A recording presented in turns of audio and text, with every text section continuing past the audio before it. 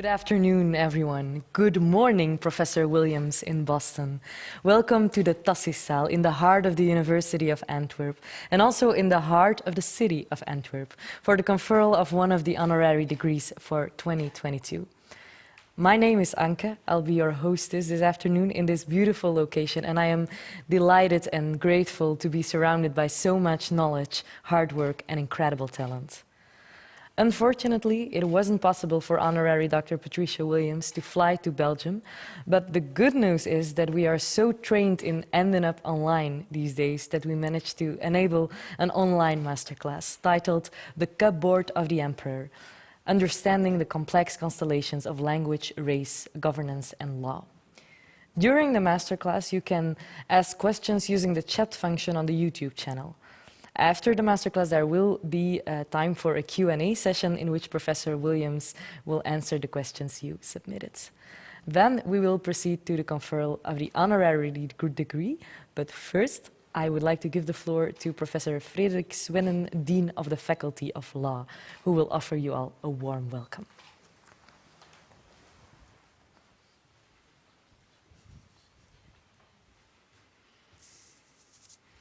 Honorable Rector van Goethem, dear nominator, Professor van Zimmeren, dear colleagues and students, dear participants in all your titles and official capacities, dear Professor Patricia Joyce Williams of Northeastern University, nominee of the honorary degree in law.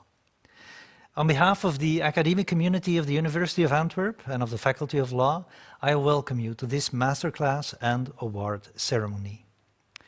Professor Williams will receive the honorary degree from the Faculty of Law in recognition of her expertise in the fields of race, gender, and literature and law, which fields also constitute the DNA of our faculty's law and society approach.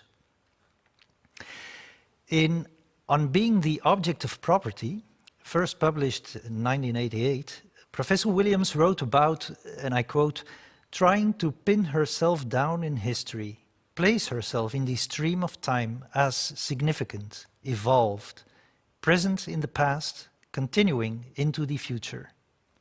Today's ceremony marks the recognition, with the highest honor of academia, of the achievement of that ongoing endeavor.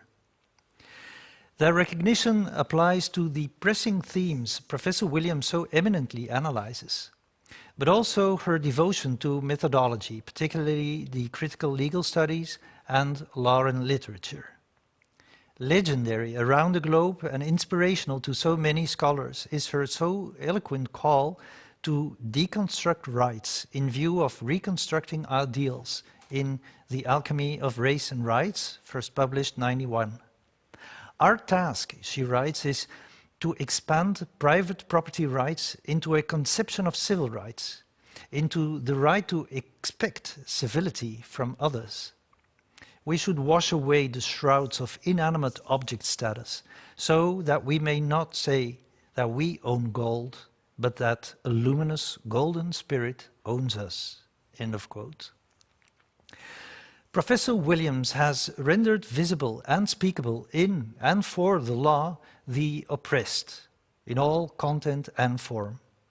Whilst race had been the focus of attention, she was able to address a broad variety of contemporary themes in the last decades. The topicality of the initial focus of race is, however, frightening and underpins the importance of this honorary degree. When addressing the impact of the Trump era in the blood-curdling skittles as metaphor, and of the COVID pandemic in the endless looping of public health and scientific racism, Professor Williams urgently reminds us of the ongoing invisibility and unspeakability of those who are, and I quote, doomed to die, and again, and again, and again. These insights help us reading evolutions of great concern in Western Europe and Western European jurisdictions too, as the writing on the wall. Professor Williams, I am grateful for the generosity with which you have already shared your ideas with our academic community in the trajectory towards this ceremony. I also look forward to warmly welcoming you in our community once you will be able to travel to Europe. Professor Williams is nominated by Professor Esther van Zimmeren, who is our professor in IP Law and Governance and chair of the faculty's Learning Network on Sustainability and Diversity. She will now introduce the masterclass. Professor van Zimmeren, you have the floor.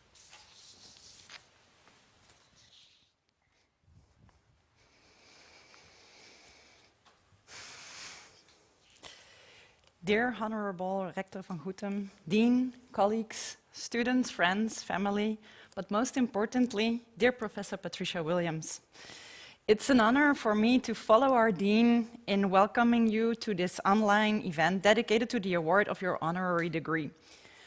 Although you're unfortunately not able to join us in person today due to health reasons, I'm very grateful that it is possible to share this moment together and to have an opportunity to learn from you and to be inspired by you in your masterclass entitled The Cupboard of the Emperor, Understanding the Complex Constellations of Language, Race, Governance, and Law.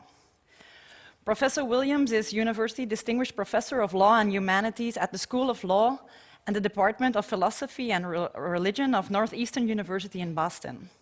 She's also the Director of Law, Technology, and Ethics Initiatives at the School of Law and the College of Social Sciences and Humanities.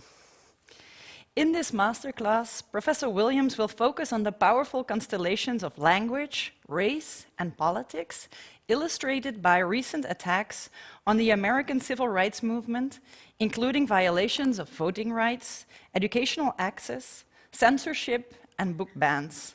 This focus and these examples from the North American context clearly reflect the emphasis that runs through her work related to race, gender, literature, and law, which demonstrates the power of language, the implications of technology, and the impact and the limitations of the law. In this respect, I would like to refer briefly to one of Professor Williams' columns for The Nation of October 2021, entitled How Not to Talk About Race, addressing the controversy in the US regarding critical race theory as a kind of program of indoctrination. In this column, she refers to news about a group of high school students who formed a Snapchat group called Slave Trade, in which they made the most horrible statements and where they held a slave auction, selling off their black classmates for money. In response to this, the school prepared a resolution, which then became the object of fierce resistance from some parents, who removed language condemning racism, racial violence, and hate speech. Professor Williams writes, and I quote, "This story illustrates all the unfortunate dynamics of how not to talk about race. Indeed, how not to talk about anything at all. It demonstrates the degree to which some parents view race as though it were akin to sex in the 1960s, a taboo, prurient, something to keep hidden, because it'll give the children fevers and make the parents squirm." End of quote. In this same column, Professor Williams also discusses US legislation that prohibits teaching in which any individual should feel discomfort, guilt, anguish, or any other form of psychological distress on account of his or her race or sex. Clearly, President Donald Trump's efforts to ban critical race theory and diversity training has made its mark on how critical race theory is currently being framed in the US. In Belgium, as an academic community, we are faced with recent testimonials by students and staff members of abuse of power and harassment by professors, and the way different universities have dealt with complaints the last couple of years.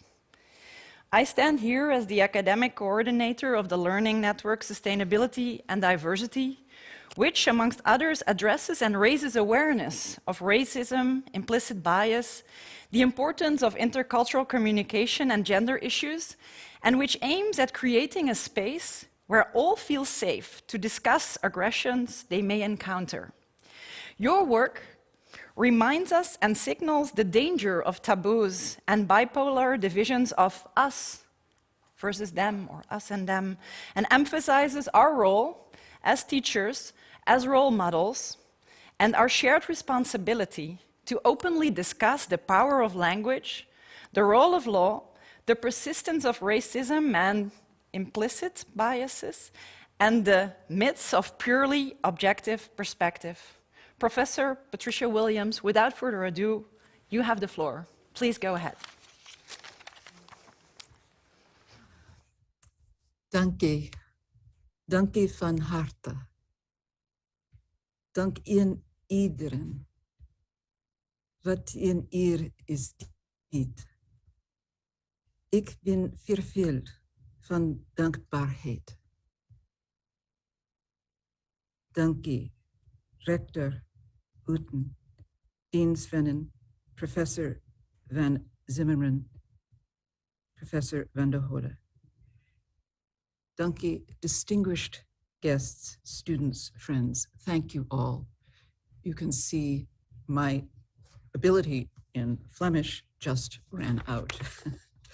But it is such a tremendous, tremendous honor to be here. What a privilege. I am so filled with gratitude. I wish I could be with you in person, as had been the original expectation. And I hope that at a later date, in other venues, I will have the chance to meet you all in person and do the things that humans do. Shake hands, go for a drink, have dinner together.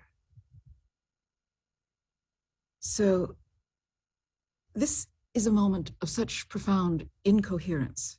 I scarcely know where to begin. I don't know what to say because things in the world have transformed and are transforming remarkably and swiftly.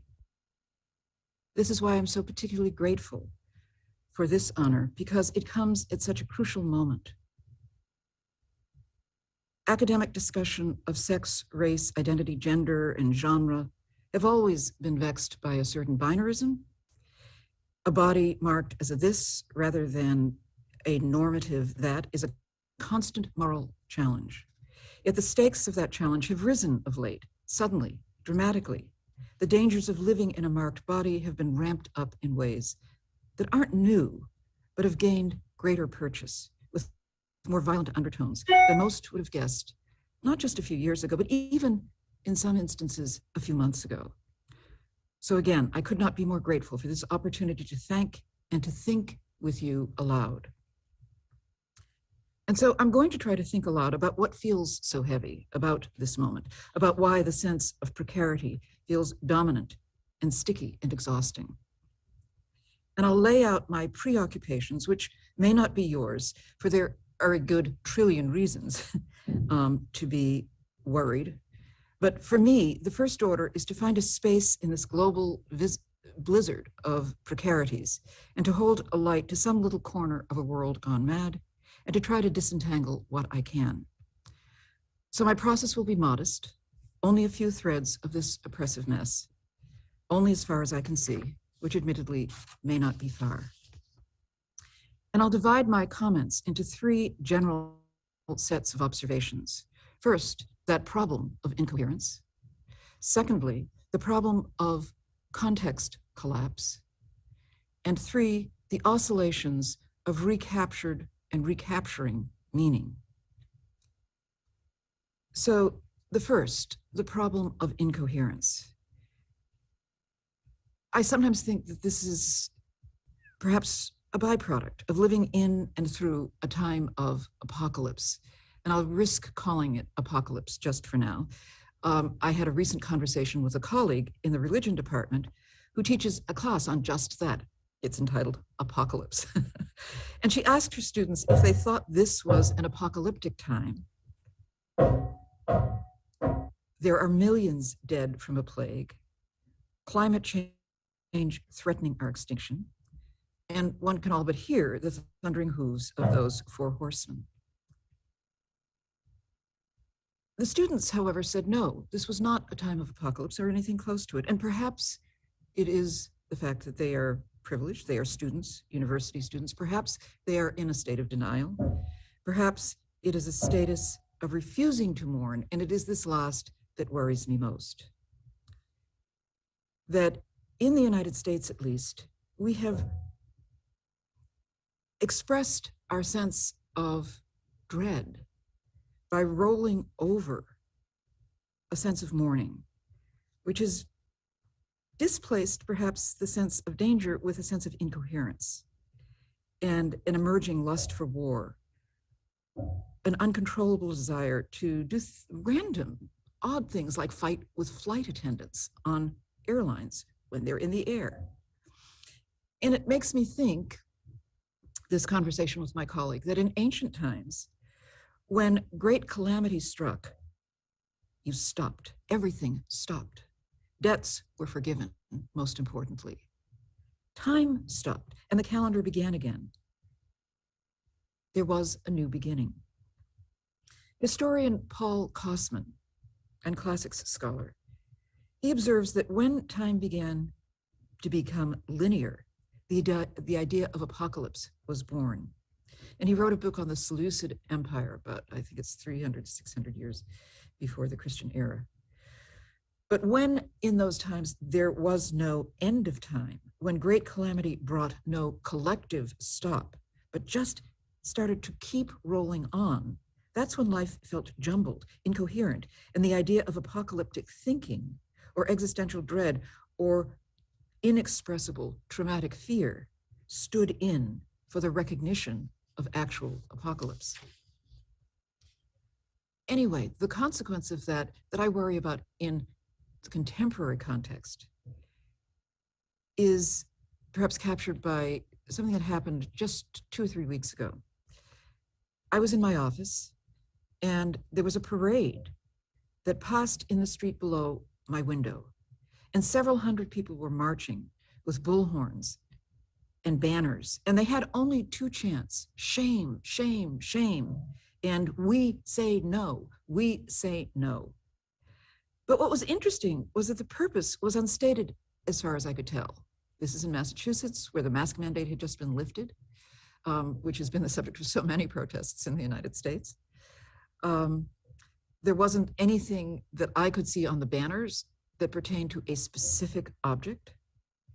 And it could have been about so many things: masks, no masks, vaccinations, no vaccinations, abortion rights, abortion wrongs, critical race theory, no critical race theory. And I began to think that maybe protest under the present circumstance doesn't need an about at this moment in time. The aimlessness of that march could well have been the point. Perhaps the moral panic of it was the point.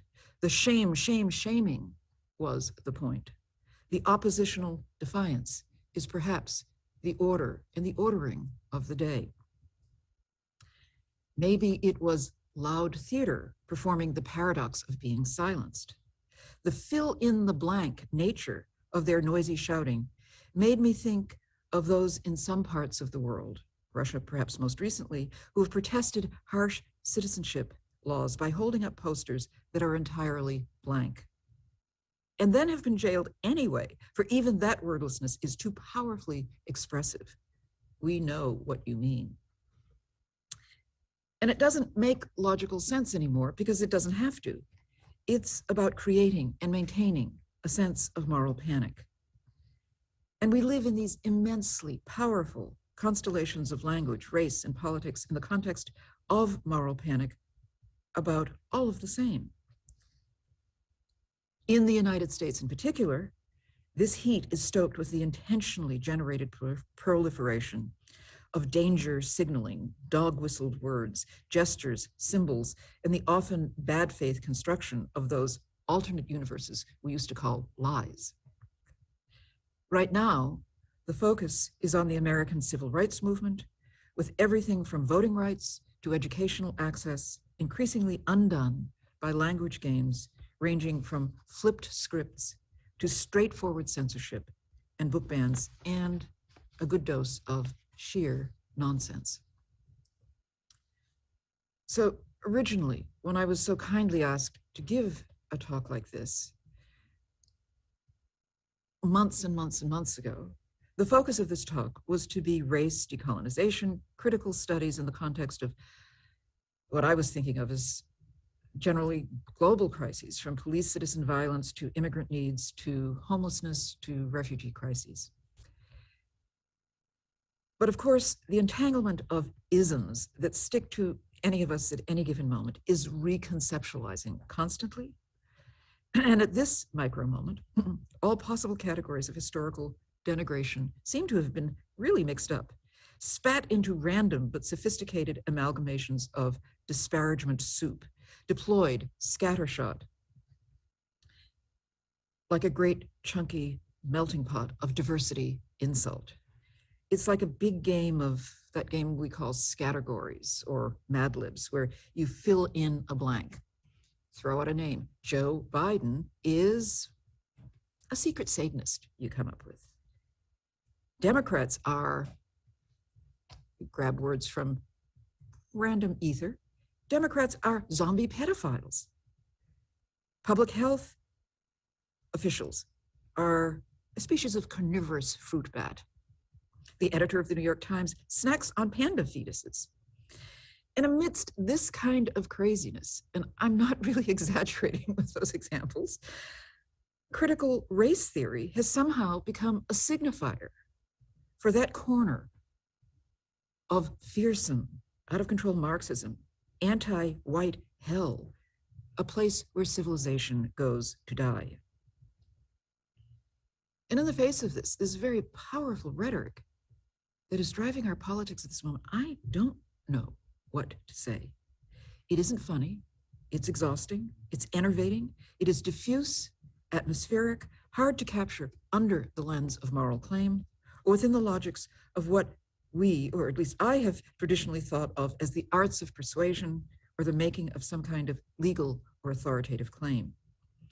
Hence, of course, the title of this lecture, The Cupboard of the Emperor, coming from the preface of Foucault's Order of Things, which famously and facetiously begins with a short paragraph quoting Borges about a certain Chinese encyclopedia in which it is written that animals are divided into A, belonging to the emperor, B, embalmed, C, tamed, D, suckling pigs, E, sirens, F, fabulous, G, stray dogs, H, included in the present classification, L, frenzied, J, innumerable, K, drawn with a very fine camel hair brush, L, etc., M, having just broken the water pitcher, N, that from a long way off look like flies.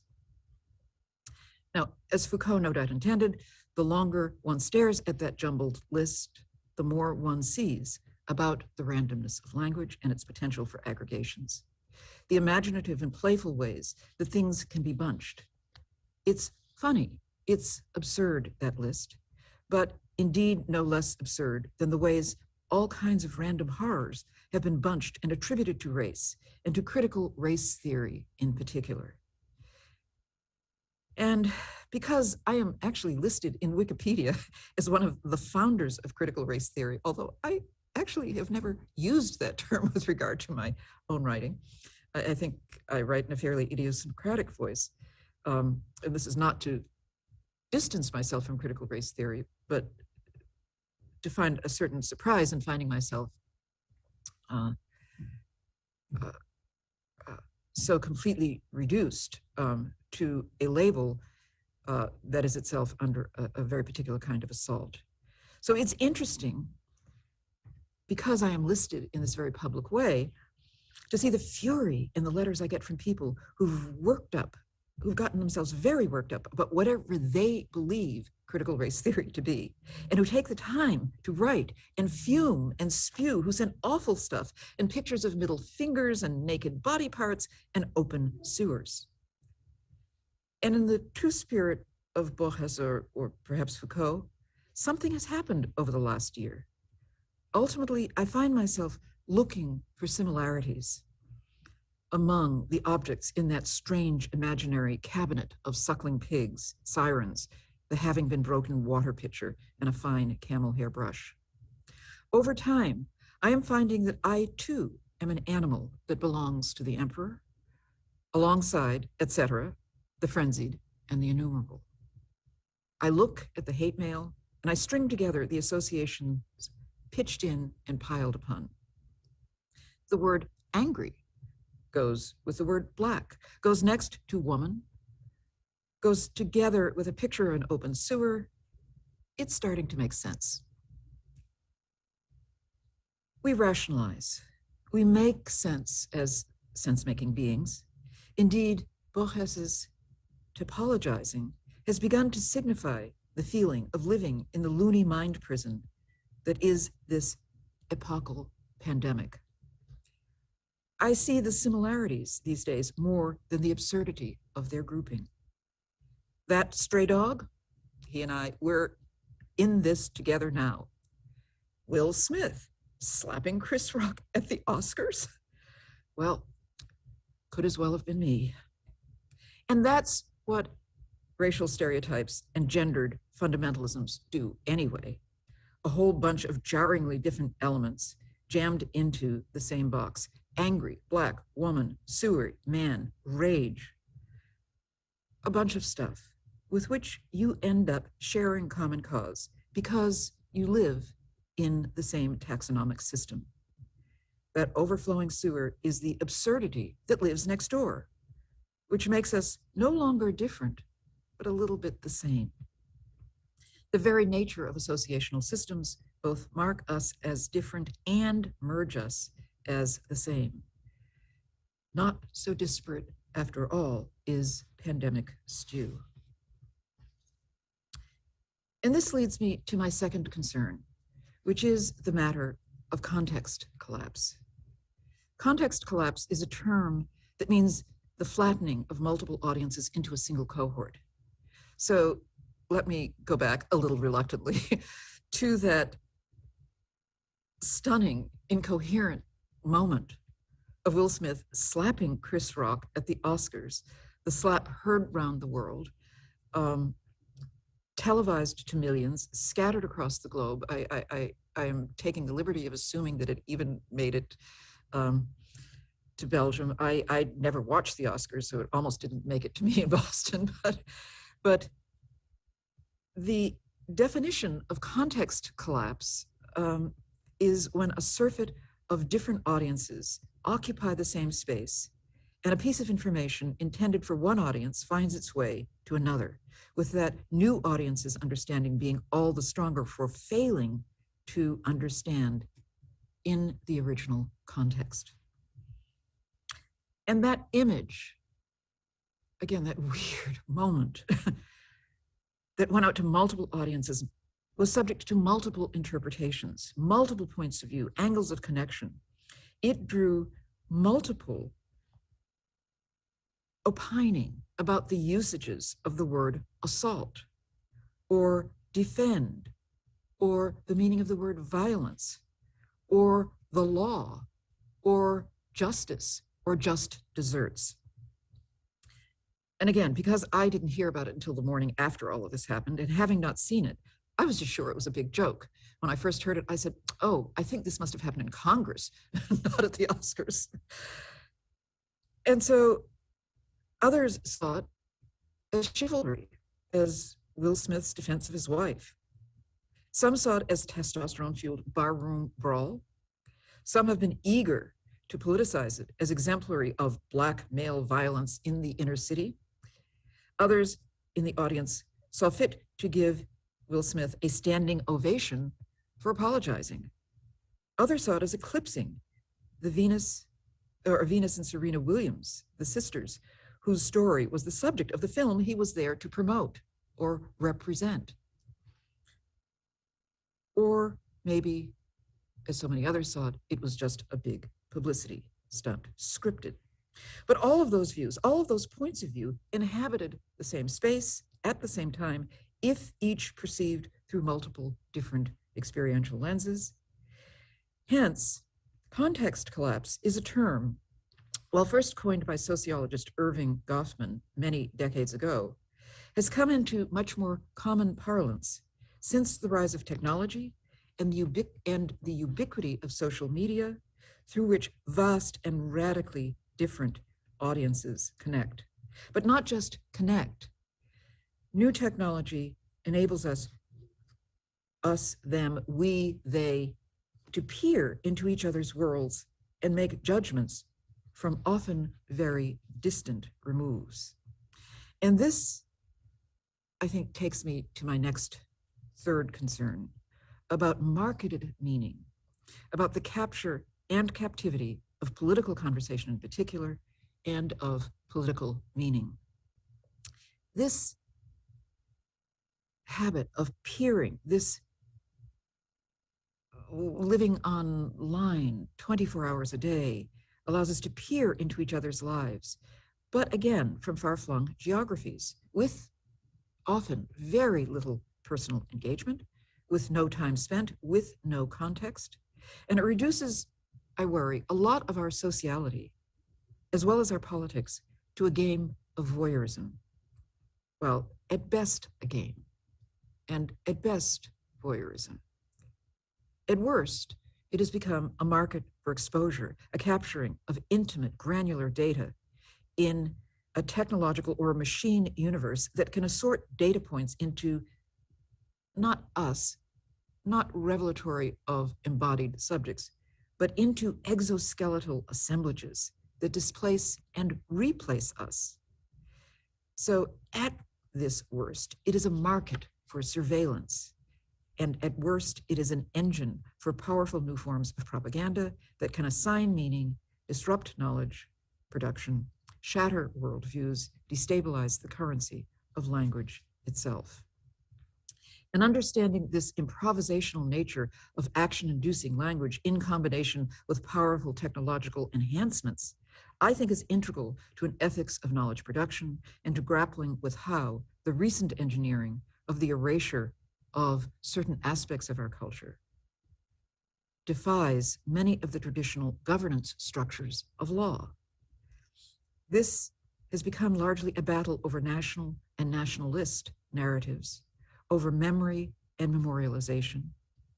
And in the United States, it is a language game in which the meaning of anti-racism has been flipped to mean racism itself, in which multiculturalism is flipped to mean monocultural tribalism, in which the pursuit of diversity has been turned into the knife of division.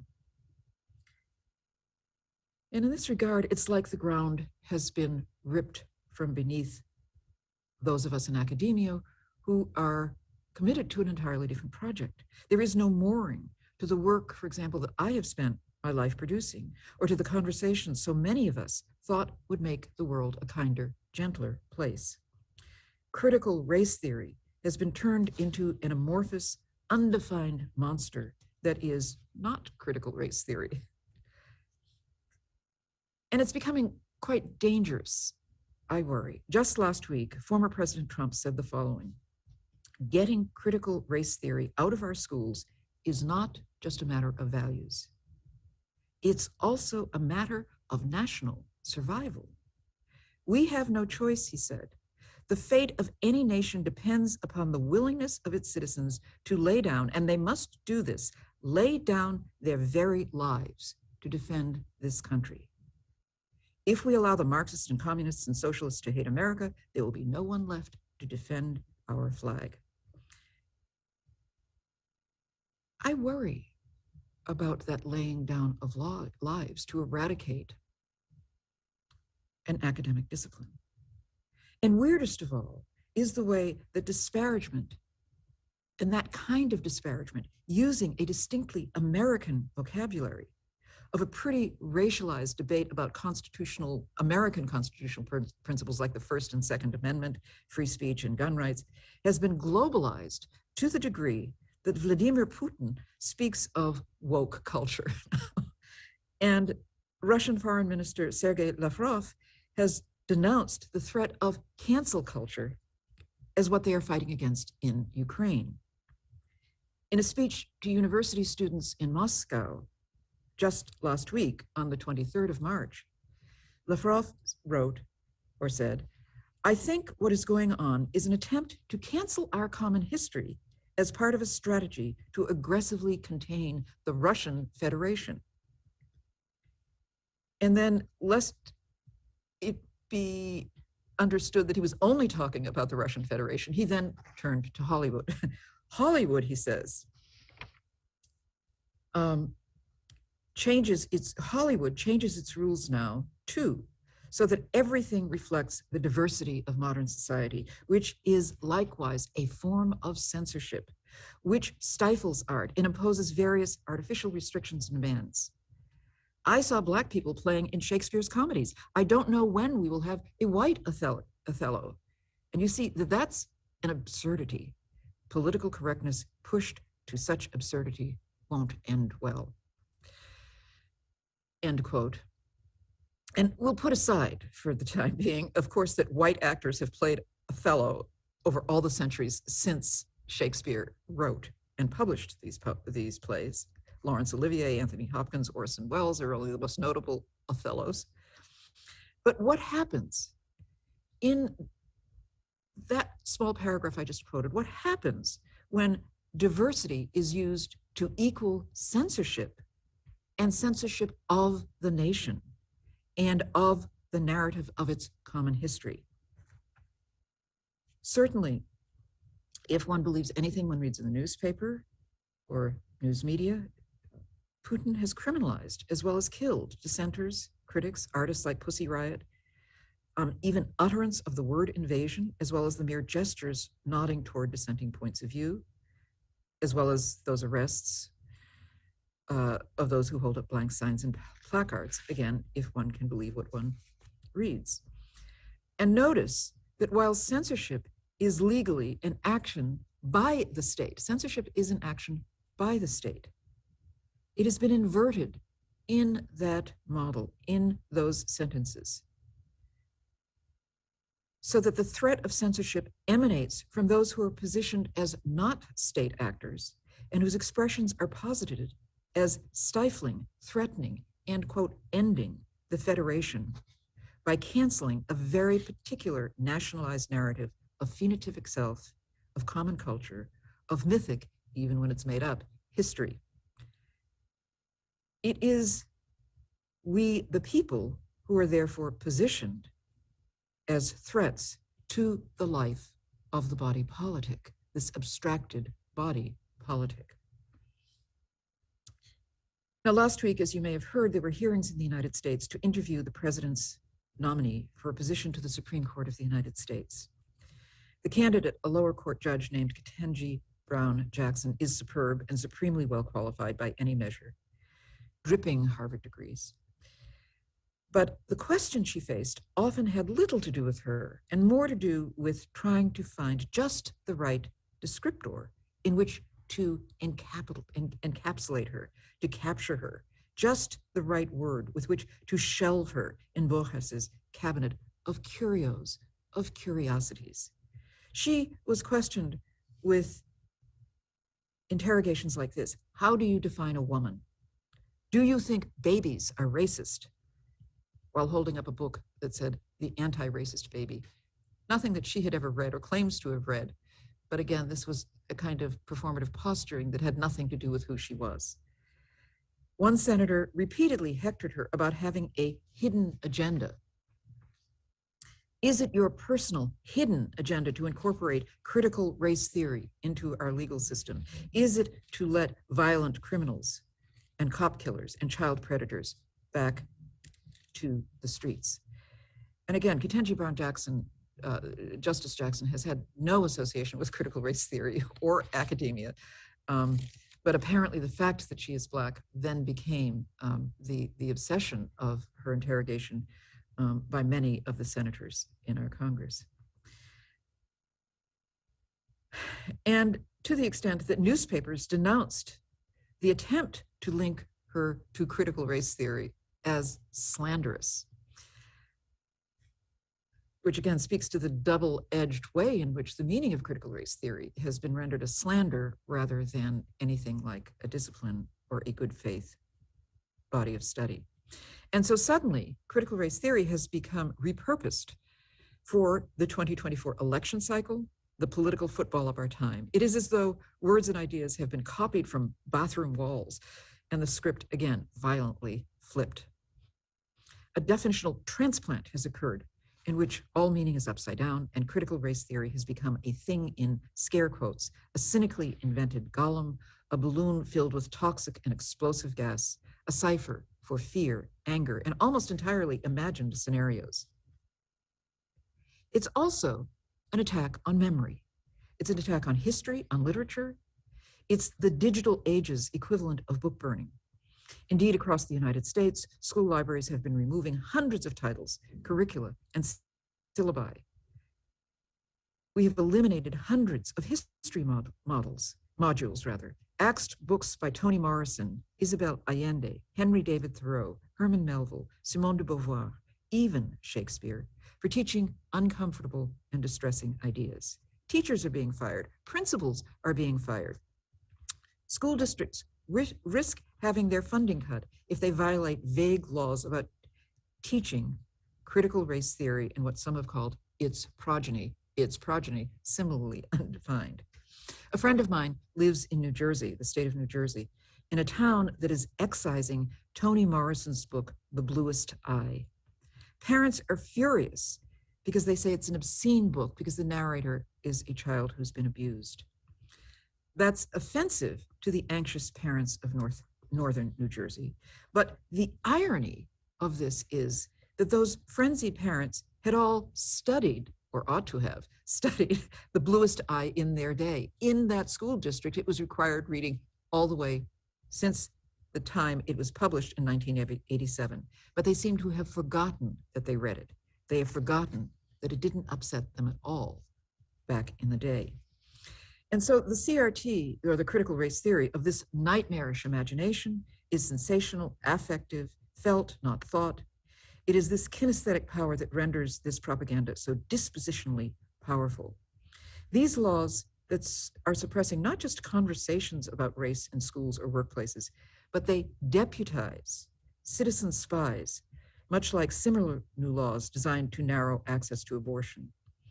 It is similar to laws allowing well-armed partisan poll watchers in voting in open carry states, open carry for arms. It's a reference that you can carry arms openly. In open carry states like Texas, poll watchers can come with their guns to photograph and record voters and voting administrators everywhere except in the polling booth itself. And this kind of backlash is packaged as personal, emotional, and dangerously unbounded. And it has become not principally a factual dispute.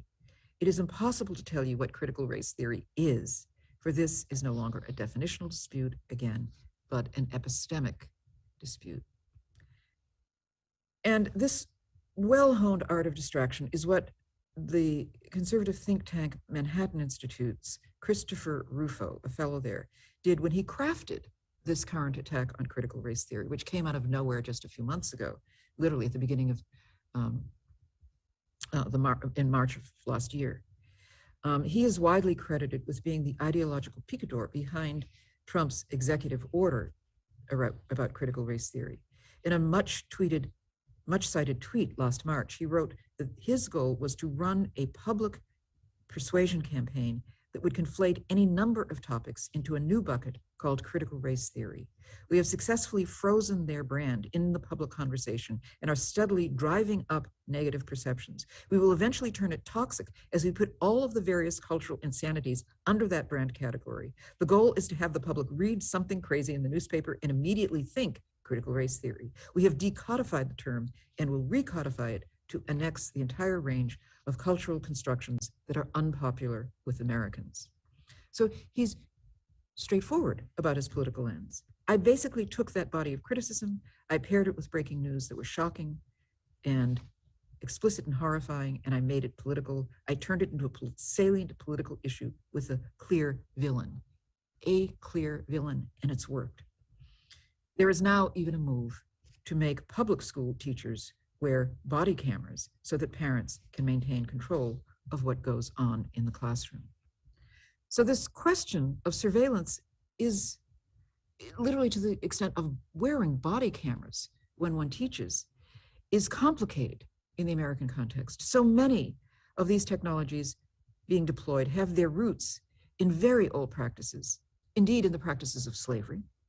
On the one hand, surveillance studies are patterned or analogized to the logics of the panopticon, an all-seeing power to oversee without the seen being able to return the gaze. But a second dimension is the deploy of that overseeing, not merely to keep an eye on, but to patrol the movement, speech, and behavior of those marked as object of the policing gaze. Surveillance technologies are shaped by two missions. First, to discipline and confine particular geographies, and second, to mark, to differentiate, and to enable a discriminating watchfulness over particular populations. And so in my work, I try to bring together the histories of particular technologies of seeing in the context of race, racism, and other isms. I look at how legal discourses, licensing discriminations of various sorts, have enabled architectures of discriminatory technology, from framing and naming practices to physical barriers like walls, to the use of hidden cameras, to algorithmic assortment. So I guess I am, I think there are at least 5 relevant forms of surveillance that are the object of my study at the moment. Language as technique, literally ideological policing via disciplinary practices of rhetoric, definition, and the permissibly expressive. Secondly, technologies of visual exposition as a process of seeing and not seeing. Who has the power to look back in CCTV, satellite tracking, facial ID, body cams? Auditory tracking, which I think began with the anti-escape slave bells that slaves were forced, these iron constructions that sat on shoulders and had bells on them so that escaping slaves could be tracked by sound, to wiretapping, to radio signals on ankle monitors, to Siri and Alexa, to monitoring written communications in social media and the dark web. Biological tracking, of course, and actuarialism writ large as networked surveillance, particularly in a moment when algorithmic formulations and other predictive golems compete with human beings for claims to subjectivity and legal recognition. Actions flow from the power of ordering and category, and anti-discrimination law depends on some coherent concept of equality, in particular formal equality in the American context, and algorithmic constructions do precisely the opposite. So we live at a moment, I fear, of a certain devouring of history, particularly enhanced by technology. Our lives and histories supposedly archived on technologies that themselves are forgotten. The process of archiving interrupted by trends, fads, and new ways of storing. The project of curation is, however, being watered down by the careless hoarding of every moment. It is human to have to sift through experience and foreground this, let go of that. This is the heart of the fight over memorialization. It is the writing of history. It is all about memory.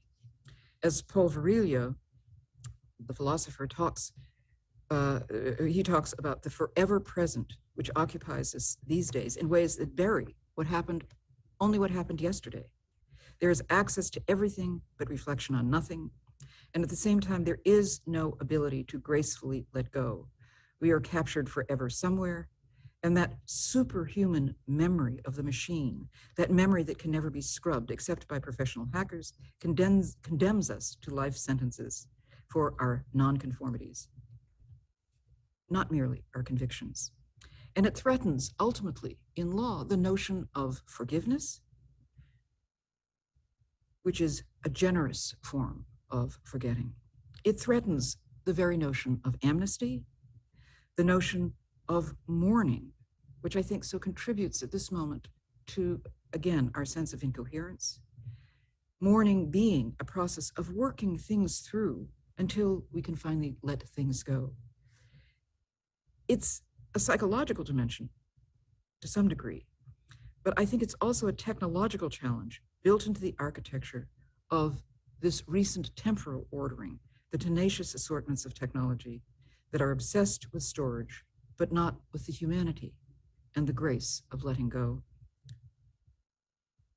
I don't think this is the way it has to be. And I wonder how we can engage or reformulate these sortings so that we can be more fully in the immediately local present, rather than stretched across this universe of the present, including the mean-spirited domination of what captures most eyeballs in technology as a marketed metric, stretched across, again, this universe of the present, everywhere at once, and somehow always the same. Thank you very much. Thank you again. It is such a pleasure and an honor to be here.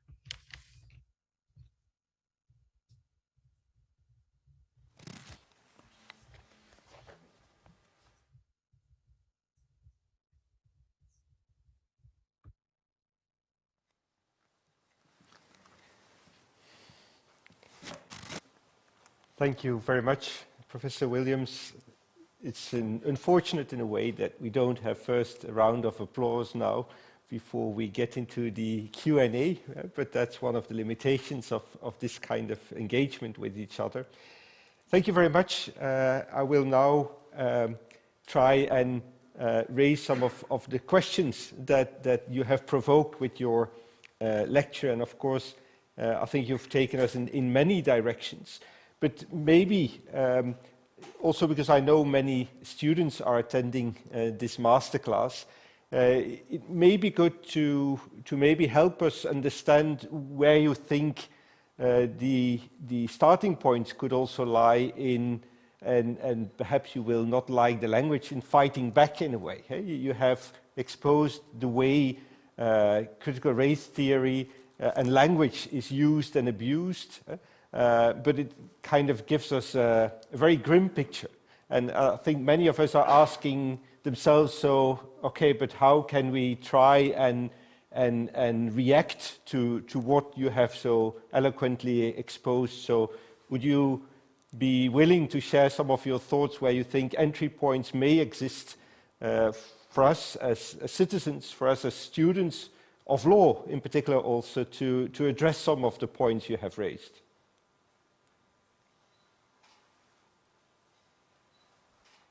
Yes, one of the concerns I have is that it is, you capture my mood exactly. I am very concerned about where this will end. There is, I was not trained as a lawyer to deal with the emotionalism of this particular moment, of what happens when one begins a debate about what is critical race theory.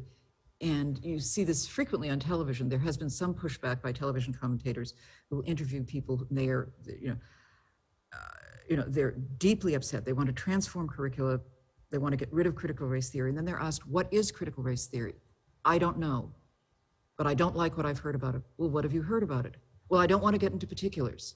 I just know I don't like it. Well, why don't you like it? Are you one of them?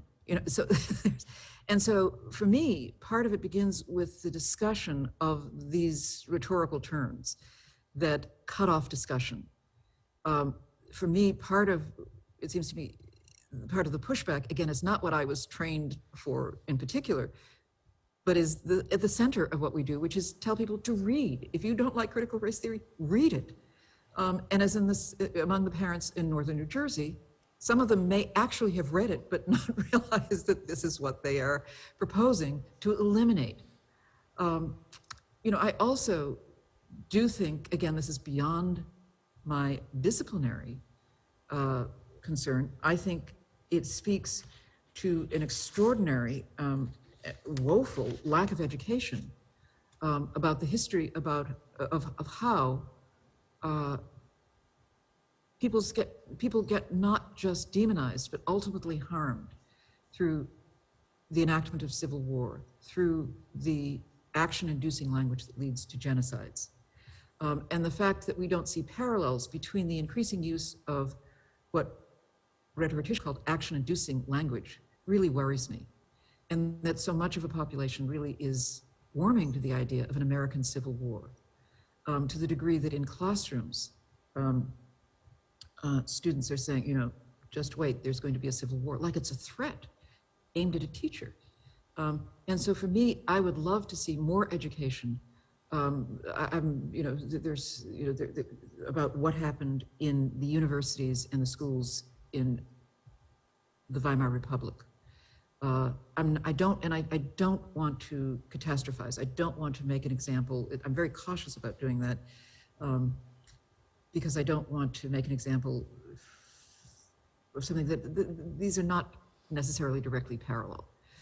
But one book I found very interesting is the book by the linguist Victor Klemperer, who lived in Vienna through the war and escaped being targeted because he was married to an Aryan woman, or typologized as Aryan. And he talks about the language, about how meanings of words slowly lost their original context and became or signaled something else entirely differently. So that's one dimension of what I turn my attention to, is how language degenerates. And I think that's a separate form of study that is about media studies. And so I guess what I offer is for other people to study in that domain in which I'm not necessarily trained. But where I am trained and where I am, you know, I think I sort of went on a little longer than I'd intended, but where a lot of my writing at the moment is about the technology of oversight. I'm very concerned that technology companies, Fox Television, is not a news organization. In the United States, it's categorized as an entertainment outlet, and therefore it has no ethics. Most news organizations, for example, the BBC has a long list of ethical obligations to a public audience. The Fox News has no such obligation. And I think the privatized nature of social media, we've moved from a generation of licensed licensed broadcasting to that of private corporations who have aligned themselves with, as corporations, under our case of Citizens United. Corporations are persons with freedom of speech, ultimate freedom of speech, with no limits that seemingly governance structures are willing to take into account. There have been some interrogations of the way in which Facebook creates a kind of homophily.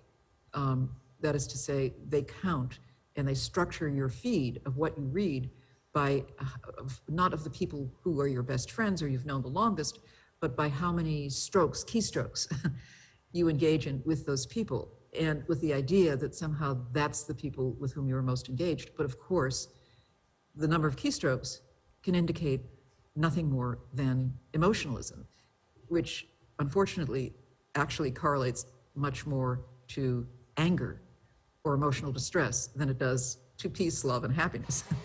And so if you are increasingly narrowing the range of those with whom you are communicating to those who are most distressing you, you end up in a bubble of anger and outrage. So it seems to me that those are structures, and those are the things that as a lawyer I am very, very concerned about. And I know that the European Union is light years ahead of us, but still, of us in the United States, but I think that the ubiquity and the power of these companies is unlike anything we've seen before. And I think it is justly called, you know, a fourth industrial revolution that we are facing. And it is reorganizing our social consciousness in ways that, and so in my work, I try to bring together computer scientists and lawyers for conversations about what goes into the algorithms and about how unconscious bias is transmitted. And this transmission of affect, which again, we are accustomed to thinking of as a psychological phenomenon or as an aesthetic phenomenon in philosophy, is also a machine-embedded phenomenon that is re-racing us, not just in the 5, you know, old-school eugenic categories, but in infinitely refined categories of predictive knowledge. And that predictive knowledge is also is a temporal ordering that is at odds with the temporal ordering of law itself. Most remedies are based on what somebody has done, not on what they might do or are likely to do. And I think that unlegislated, that legislation of what people will do, feeds again into the ungovernability of that subjunctive space of the could or the might or the would as something which technology organizes and guides us, but is not deliberative law in the sense that we can talk back to it. Thank you very much. I'm having a bit of a technical problem. I'm not getting through the questions of the audience, so I'll ask for some patience for those who have raised questions. But maybe as a kind of a follow-up question, I think you very much speak from a US perspective, an American perspective, and quite understandably so. My own understanding is that in many ways, we may only be at the beginning of the process of integrating that awareness also in our law curriculum, that awareness about what you called the gender fundamentalisms, racism and so on. In a way, it may have taken us a bit longer to kind of start thinking about it. And so I just wonder, in light of your own experience in the US, how and what is happening now with critical race theory as in a way, as an example, I think, of one academic discipline that is undergoing this, whether you would have any kind of recommendations for us as to how to go about it and how to make sure that we do not get trapped in that kind of approaches that you have shared with us. Well, to pick up where I left off, I think that one part of it is monopoly power, that it sees geographies which were then declared private, hands-off. You can't do anything, even as they generate enormous social consequence. It's a dimension of the problem that I do think that again, the European Union has at least talked about more seriously than we have in the United States. I do claim my own provincialism. It's the great qualification before anything comes out of my mouth, which is that I am very US based. That's my training. And law in the United States is not just different. I mean, it's Anglo-American, it's not civil. There are so many differences. And so these are qualifications I offer, or I always begin with. At the same time, so much of this technology and what's built into it is coming from the United States.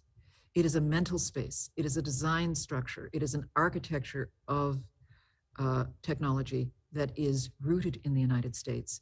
And therefore, I think it is very worth understanding what are the preoccupations, what are the, again, hidden, I'm not saying they're intentional, but the biases and the assortments that just the category of programmers alone may be introducing to this world, and how they take bits of uninterrogated history that nobody even knows that they're there because they're in black boxes, and then projects as, and one sees this in medical technology, particular understandings or the distinction in the United States, which varies in other parts of the world, but in the United States, people are obsessed with finding a difference of black bodies as opposed to white bodies. And is there a genetic reason for the fact that people are dying at higher rates of COVID if you're black and Latino as opposed to white? But if that's built into technology, that question becomes a quite fundamentalist one that doesn't take into account the social conditions in which the vast majority of blacks or Latinos are living, or the access to health insurance. Our healthcare insurance is so divided. Who can even go to a doctor accounts for higher rates, death rates. But if instead it is reductively understood by a product of data analysis as simply the quantum of who dies, how many dies on this side of the scale, and it's assorted by race rather than neighborhood ghettoization or economic circumstance, it becomes highly misleading. And those are built into the machine that then gets exported. And I think that kind of interrogation of what is in these assortative, this assortative programming, it has to be very carefully excavated and examined. Thank you very much. Here's a question now that I received from the audience. And that question is if there is something that gives you hope that technology and social media in particular can eradicate some of the vestiges and perpetuations of old traditions of colonialism and slavery. Well, there are two things that give me hope in two very different domains. And again, I apologize for being a little bit grim, because I think that the urgency of what is happening is not being generally recognized. And so it has become a great deal of the focus of my thought. And so I apologize for that being, you know, it is what I'm studying right now. And it also comes right on the heels of a very uncomfortable interrogation of a Supreme Court justice and the way in which race was everywhere. Race, race, race. Everybody had a view of her as a raced body. There was not a single senator who did that interrogation who did not mention her race, and how exceptional she was for her race, and how this would be the first raced body in this position.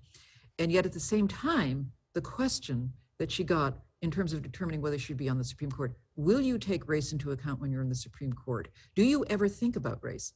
And of course, her performative answer had to be over and again, nope, never think about race.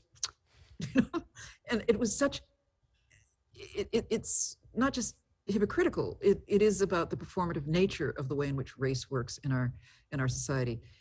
I came away, nevertheless, again, feeling a sense of hope because she is in that seat, she is being considered. Hopefully she will become a Supreme Court justice. And I think that those positions have serious meaning, if only at the symbolic level. She's actually a much more conservative justice than I personally would have, liked to see. But this is not a perfect world, and the symbolic power of her being there is important. So I take hope from the fact that we are indeed a diverse society, and this is changing the discourse. I take hope from the fact that because there's so much backlash, or it is, as in the analysis of, for example, context collapse, that there are so many new audiences coming in contact with the concerns of people of color, that you have this pushback. For many people, it is the first time they really come in contact. Ours is a very segregated society still. And so I think, for all its negativity, it potentially could be the beginning of a conversation, again, in which people, I'm heartened, for example, by the fact that when a book gets called out as racist, it suddenly goes to the #1 position on Amazon's book purchases. Maybe people will start to read these volumes, and it will expose other audiences.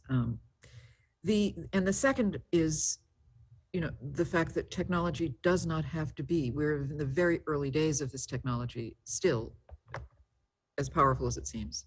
And I have a lot of faith when I talk to younger students. They understand how to speak another language, the quantitative language of technology, of code. And I think the potential for speaking back to it is there in a new generation, to which I can't immediately address, but I have faith that they are creative and comprehensive in their attention to that. Thank you very much. Here's another question from the audience. The US Supreme Court has recently decided to hear 2 cases on the continuation of affirmative action in college admissions. And the question is what your expectations are about the judgment and how more generally you feel about affirmative action in education and employment. Well, I view there are very few of us in American society, whether it is acknowledged or not, who are not the beneficiaries of affirmative action. And it grieves me that affirmative action, that term, again, like critical race theory, has become a kind of slander to indict not merely in a racial context, but the entire social safety net. And so poor whites in the Depression were the beneficiaries of the affirmative action that was Social Security, the Social Security Act. Our welfare system, what's left of it, is a kind of affirmative action based on a notion or a commitment to equity, equality in our society. The degree to which African Americans, once included in places where they had not been seen before, have been met with great backlash. This is, I think, a really unfortunate misunderstanding of a comprehensive mission for inclusion, a specific historical response that is still needed to push against the dominant law in at least half of the states of this country, the southern states, until the 1960s, which was separate but equal. Affirmative action is a response, a remedy for that. As recently as when I graduated, and the firm decided to hold its client meetings at the Old Boys Club or the private club in the center of Manhattan, for example, women weren't allowed to walk in the front door. So affirmative action also is responsible for the immense diversification of the field of law. When I went to law school, we were women were 8% of the class, and that was the norm. Indeed, the effusion we were described as a takeover of law schools in those days. And that transferred the breaking down of private clubs that were not just racially segregated, but men only. It seems to me that that's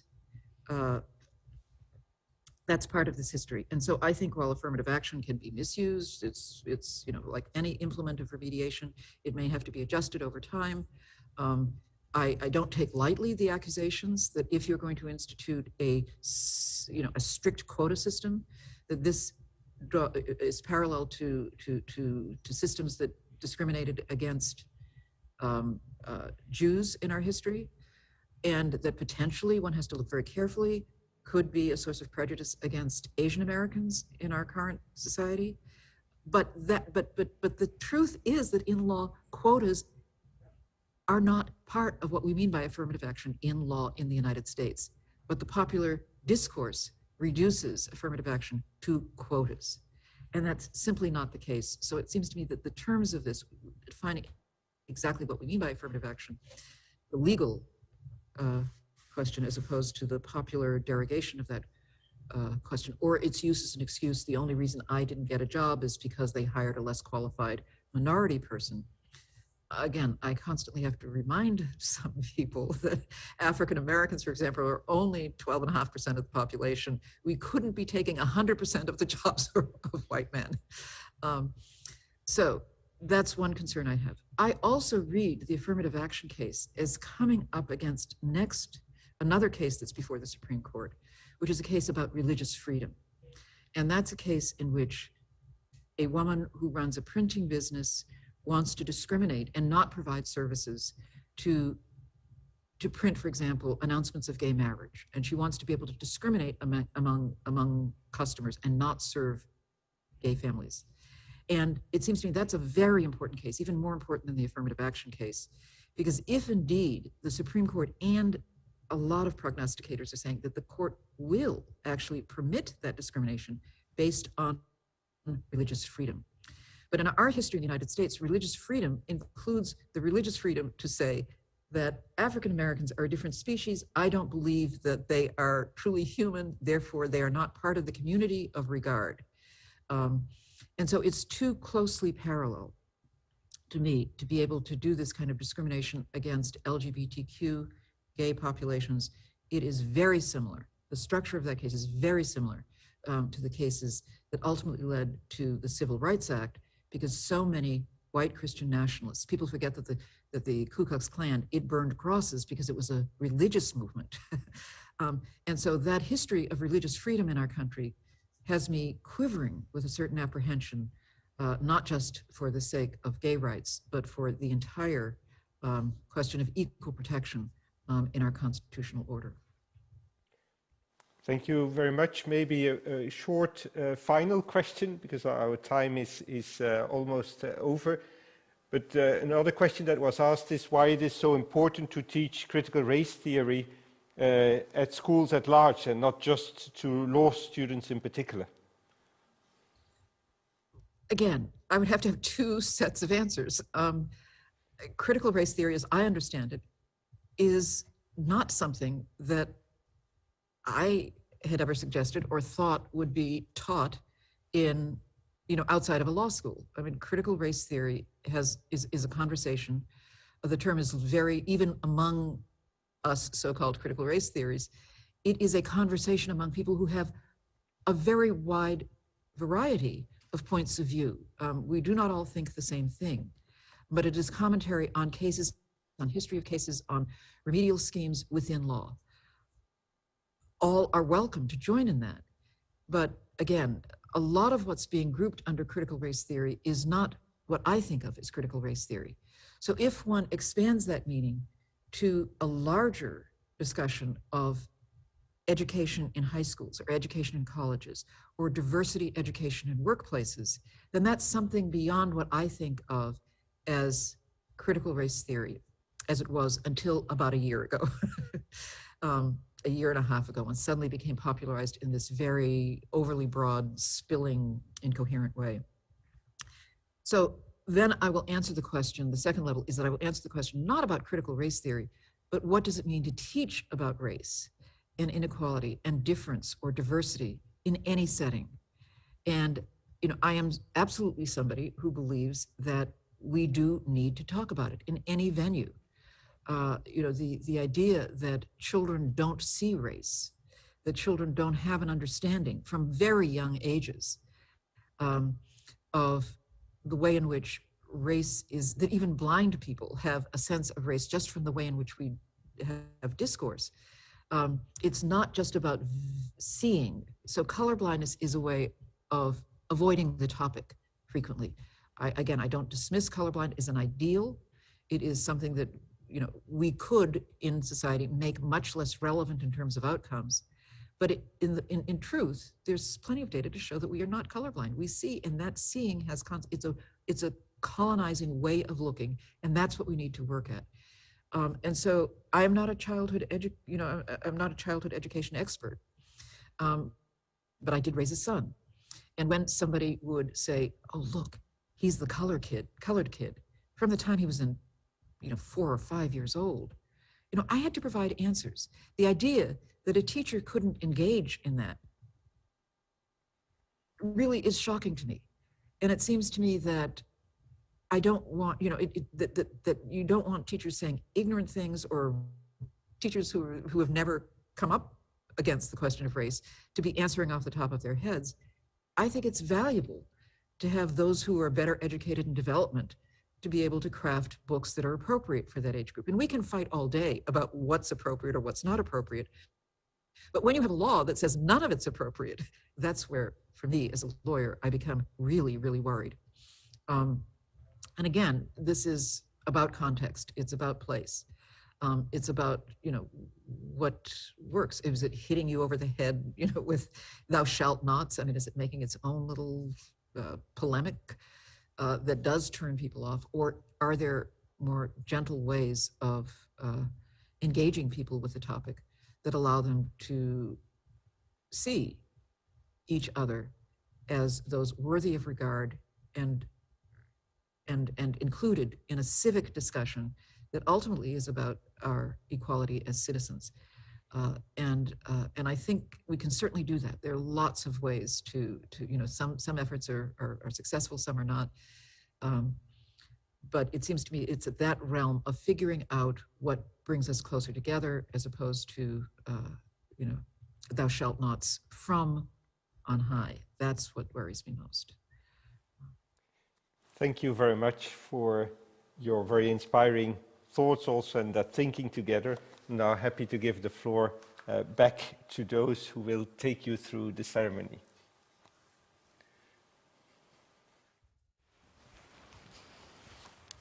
Thank you so much, Professor Williams in Boston, for your very important masterclass, for sharing your concerns.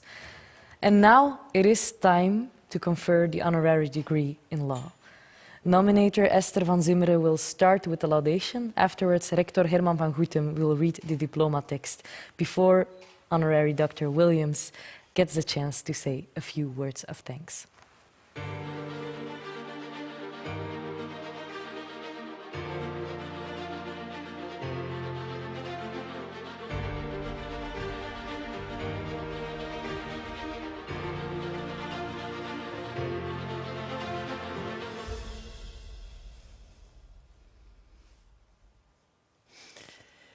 With this honorary degree, the University of Antwerp's Faculty of Law wishes to pay tribute to Professor Patricia Williams in recognition of her groundbreaking research into race, gender, literature, and law, as well as her pioneering contributions to legal and ethical debates regarding society, its institutions, science and technology, in particular in the light of individual autonomy and identity. In addition, we greatly value your unique writing style, your beautiful prose, which reads like poetry, combined with historical accounts, your personal memories and experiences, sometimes also passion and rage, confusion, vulnerability, and legal theory. Really unique and very special, and always inspiring to read. In your work, you connect research methods from critical race theory and legal theory, interdisciplinary insights from psychology, sociology, history and philosophy, and autobiography to examine the relationship between law, race, perception of rights, property, and freedom. By challenging and crossing certain assumptions about legal writing and research, you opened up the common legal discourse. You unmasked the role of the law and filled a gap in legal scholarship, and you're still doing it. In doing so, you contributed significantly to the societal debate and transformation towards more social justice. Your book, and I want to show it to the audience, The Alchemy of Race and Rights of 1991, is really a feminist classic. It's still topical and refreshing, even when reading it 30 years later. And in this book, you show the hard work of non-racist sensibility involving boundary crossing from a safe circle into the wilderness, and that's a quote. The willingness to actually spoil a good party by opening the discourse and by traveling from safe to unsafe. You state that nothing is simple, and each day is a new labor, and I think that was also very well reflected in your masterclass and your presentation today. In your more recent book, Giving a Damn, Racism, Romance, and Gone with the Wind, you start off with citations from Gone with the Wind, and you show how slavery is living on in how we speak to one another, in how we treat one another, in how our societies are organized, and in how the law is set up. Also, by talking with colleagues in the US and Europe about your work and about you and who you are, I learned that you are a great inspiration for many. For many academics in law, you are a role model, and for some, you're even the reason why they are in academia or why they are still in academia. With your many books, essays, columns in The Nation, articles not only in academic journals, but especially also in popular magazines and newspapers, such as The Guardian and The New York Times. In this way, you've had an impact far beyond the academic context. And for these reasons, I request that the Rector honors Professor Patricia Joyce Williams with an honorary degree from the University of Antwerp.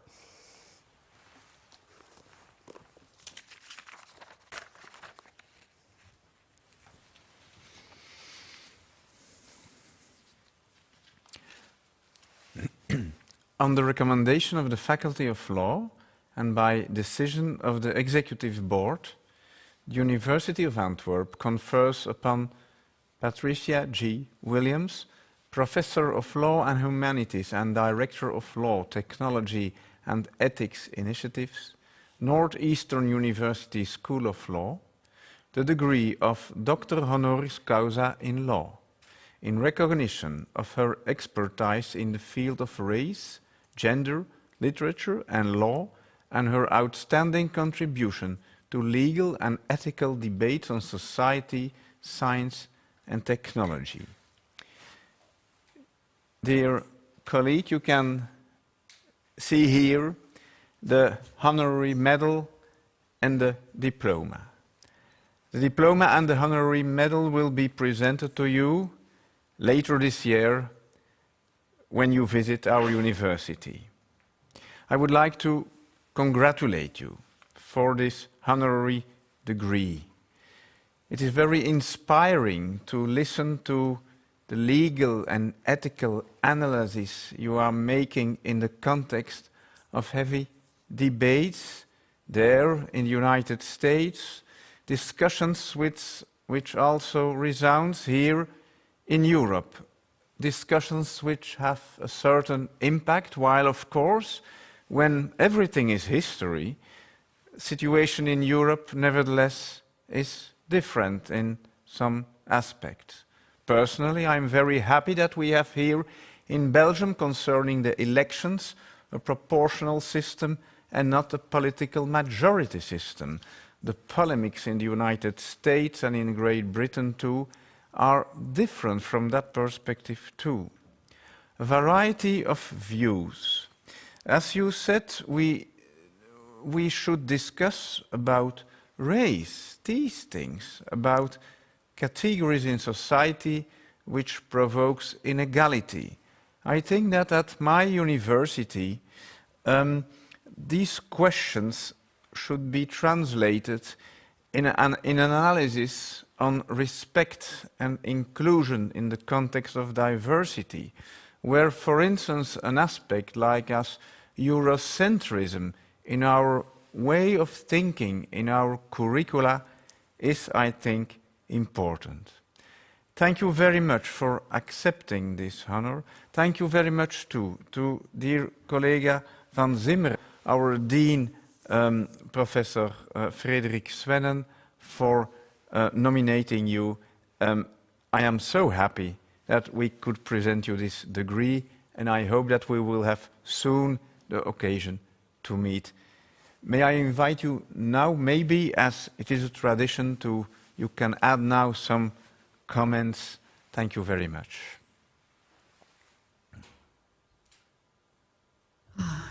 Thank you, Rector. I am really quite overwhelmed, as I said, with appreciation for this opportunity, for this moment, for this honor. And I am particularly grateful for the opportunity to make up for the fact that I am not there in person. I am filled with gratitude for the fact that that the institution has made it possible for me to visit, perhaps in a month or two, to receive the medal, to pick it up and accessorize my spring outfit with it. I am delighted also by the opportunity, because this comes from the University of Antwerp, to think precisely about the differences to which you allude, the difference in systems, to make new friends who can help me internationalize my own thought about the refugee crisis and the histories of multiple racial and ethnic groups in the European context and the historic context of colonization, whether Belgians or England's or France's or the United States.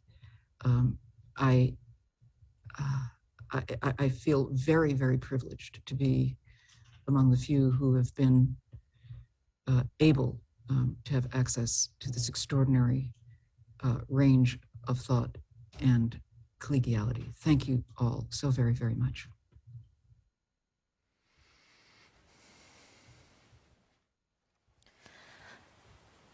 I would like to finish this afternoon by saying a few more words of thanks. Thank you again very much to Honorary Dr. Patricia Williams for your impressive work, for the inspiring online masterclass, and for accepting our honorary degree, of course. Thanks also to the University of Antwerp's Rector van Goethem, to nominator Esther van Zimmeren, and to Dean Frederik Swenne in the Faculty of Law. Finally, of course, I'd also like to thank you all for joining us this afternoon. I hope to see you again in 20 and 23.